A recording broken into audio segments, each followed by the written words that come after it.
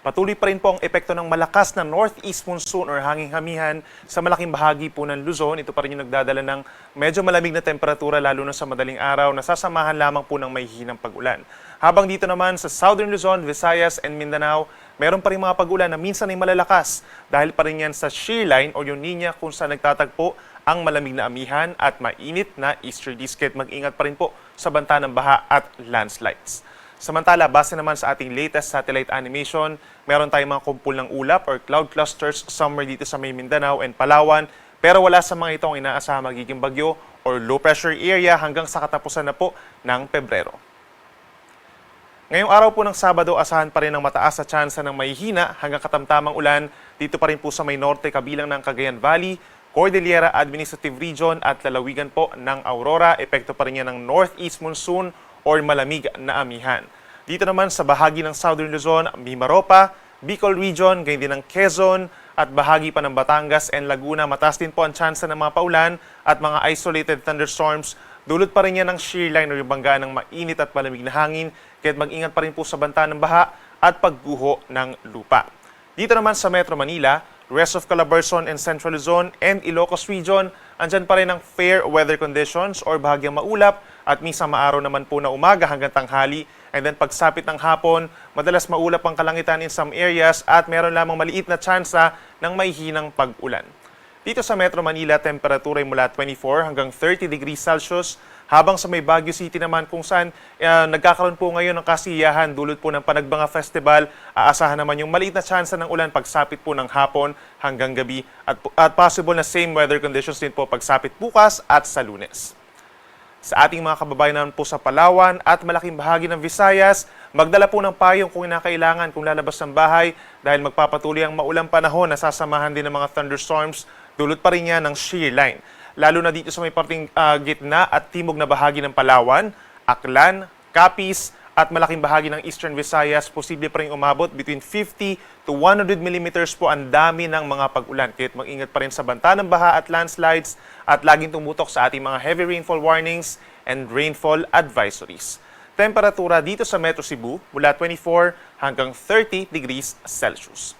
At sa ating mga kababayan po sa Mindanao, mataas ang tsansa ng pag-ulan sa Zamboanga Peninsula, gayon din sa Northern Mindanao, Caraga Region, Davao Region at mga probinsya pa ng Basilan, Sulu and Tawi-Tawi for today. Epekto po yan ng shear line din. Kaya't minsan malalakas ang pag-ulan, lalo na po sa may areas ng Dinagat Islands and Surigao provinces. Kaya't mag-ingat din po sa banta ng baha at landslides at laging tumutok sa ating mga babala. Dito naman sa natitirang bahagi ng Bangsamoro Region plus malaking bahagi ng Soxargen, as early as this morning may mga tsansa po ng mga paulan pero hindi naman po ito tuloy-tuloy at aasahan lamang po yung mga isolated na ulan or mga thunderstorms for the rest of the day. Temperatura natin sa may Zamboanga City and Davao City hanggang 32 degrees pagsapit ng tanghali. Sa ngayon po wala tayong nakataas na gale warning or babala sa matataas na alon, pero ina-expect pa rin po maglalaro between 3 to 4 meters ang mga pag-alon sa may extreme northern Luzon at sa silangang baybayin po ng Luzon. Medyo delikado pa rin ito lalo na sa small sea vessels at sa mga kababayan natin na nangingisda.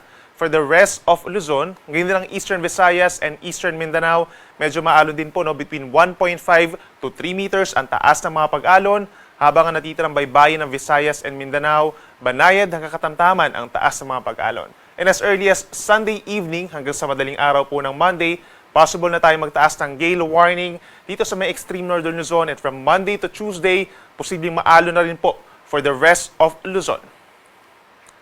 At para naman sa ating 4-day weather forecast, Sunday to Monday aasahan pa rin po mataas na tsansa ng pag-ulan dahil sa shear line over Bicol Region, Mimaropa, Quezon Province, malaking bahagi ng Visayas, Caraga Region, and Davao Oriental as well as yung mga nearby areas po sa may Davao Region.